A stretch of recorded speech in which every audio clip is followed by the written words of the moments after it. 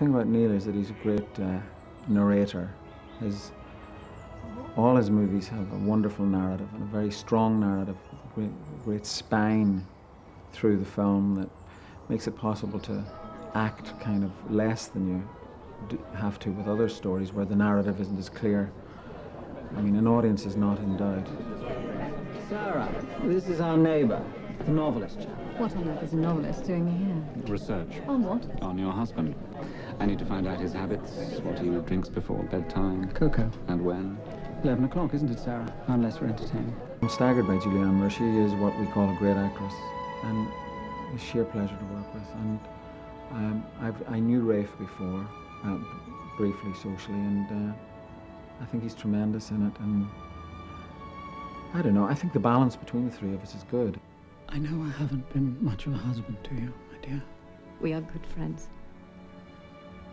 You could do without a friend. Turn over!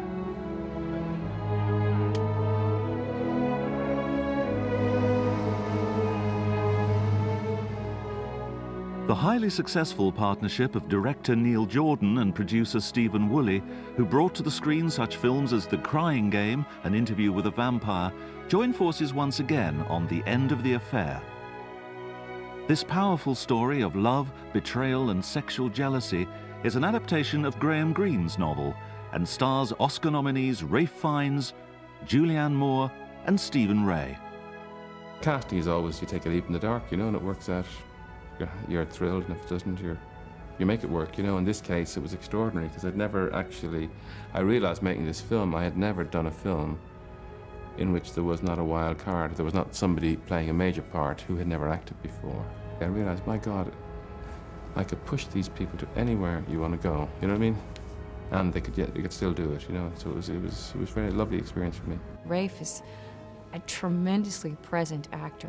It's just one of the best things about acting, when you get to work with somebody and it sort of transforms what you were even planning on doing by working with them. They all are absolutely perfectly pitched for these parts, and I think Neil's set is a very generous one in which he gives the actors space to try out different kinds of things in different takes.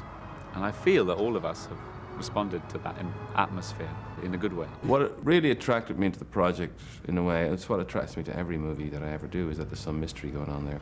There's something that you can't explain in terms of ordinary logic. How can anyone be jealous of Henry? He has you. I don't. We inhabit the same house, that's all. You know that. I'm the shadow he walks around.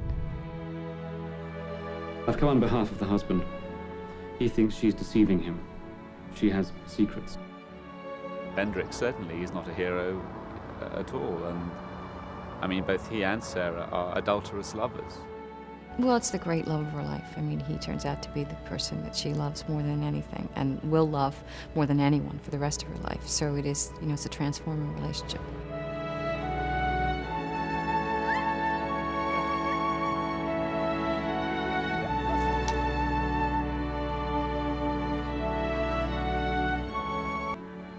You sort of feel like you're dealing with this triangular relationship, you know, with Bendrix and Henry and Sarah. It's very complicated that way, but I don't find it old-fashioned. I think it's quite relatable and universal, actually. Do I exist for you when you're with Henry? Yes. Isn't that why you stay with Henry? Because you know this will end? No. Their sexual life was connected with the Blitz, you know. It gave them the opportunity to see each other and to make love in the afternoon and night, you know. And a bomb hit the house when he was downstairs. She went downstairs and he was dead, like physically dead. And she went upstairs and in a fit of panic she prayed and she said, "Dear God, let him live, and if he lives I'll never see him again." I'll give him up forever. Only please, let him be alive. Basically, it's about a promise. She has asked God to spare the life of someone that she loves. So in a sense, it may appear to be a personal sacrifice, but it might be, but the outcome is that you've lost the person forever, so to speak. So, I mean, that's what the dilemma is. Love doesn't end just because we don't see each other. Doesn't it? People go on loving God, don't they? All their lives.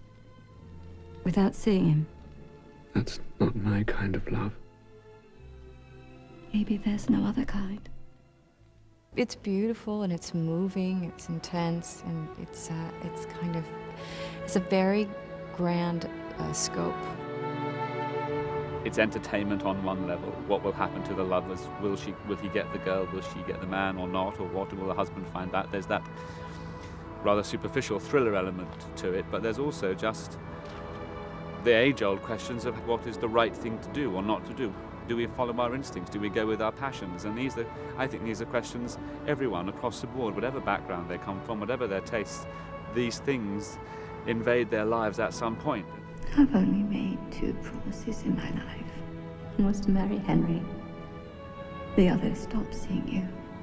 And I'm too weak to keep either. I found this great to be working in this movie because there was no violence and it was all sex.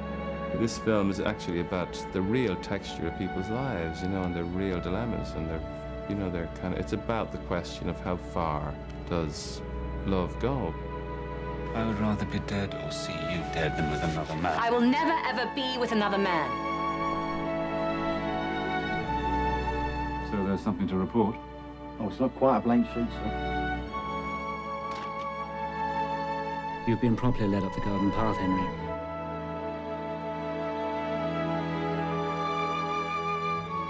Can't you see that what you've done is monstrous?